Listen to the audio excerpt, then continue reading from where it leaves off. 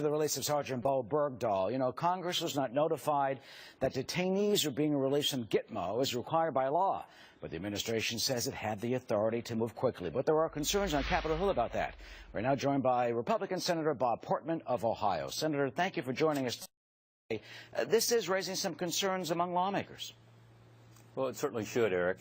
One of the reasons the 30-day notice is in place is so that the administration can come to the Congress and talk about why they want to release a particular detainee at Guantanamo, justify that, but also explain to Congress under what conditions that detainee will be released. In other words, how do you keep that detainee off the battlefield? In this case, as we've seen, we've got 5 guys getting out, all of whom have ties to terrorist groups, 2 of whom are military commanders. What I've heard in the media, because we haven't been notified yet in Congress, nor have the American people been told, is that they're likely to be in Qatar for 1 year. We haven't told under what conditions they will be. Will they have access to the Internet? Will they be able to reconnect to the Taliban and to the terrorist groups that are affiliated with the Taliban? Does this pose a continued danger to our forces left in Afghanistan and to Americans around the world? So this is not just a procedure that they should have followed because it's part of the law. It's there for a reason, and I'm very concerned about it. I do think this sets a bad precedent, the exchange of these detainees for Bo Bergdahl, but I'm beyond that very concerned that the administration once again seems to be going around the law and around Congress to do something that's going to be harmful to our national security interests. And what, can Congress do anything about that, or should they? Well, Congress passed a law. It's in the defense authorization bill requiring it.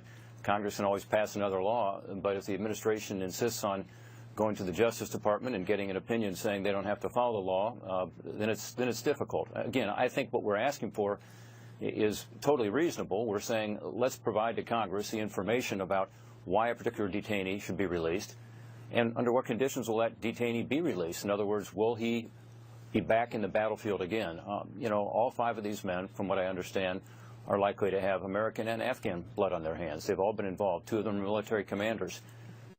I do think this was something that the administration should not have done. The broader picture here, of course, is what kind of precedent does it set? I have to stop right there for a second. We'll be right back. Resume after with Senator Rob Portman of Ohio. Senator, as you were saying, what is your message to the administration in the way this release and the swap was handled? Well, first of all, my message to the administration is they ought to send the message loud and clear that America still does not negotiate with terrorists. This is an exception, I hope, because the problem with making this the rule is that it will put Americans' lives in danger. Our American servicemen and women who are out there putting their lives on the line for us, but also other Americans who are in our foreign service, Americans who might be traveling in dangerous parts of the world. So I think we need to reestablish and do it quickly.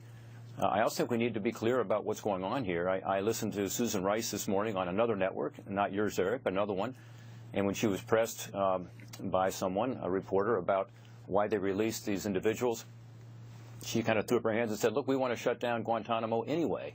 Well, if this is how they're going to shut down Guantanamo, in other words, to release folks without going through the proper notice, without having the proper conditions to ensure they don't go back in the battlefield against Americans, we need to have a serious conversation. I mean, this concerns me a lot. All right, Senator, I don't mean to interrupt you. 30 seconds left. The VA, you say Shinseka's resignation is not going to get rid of the rot. That's pretty strong.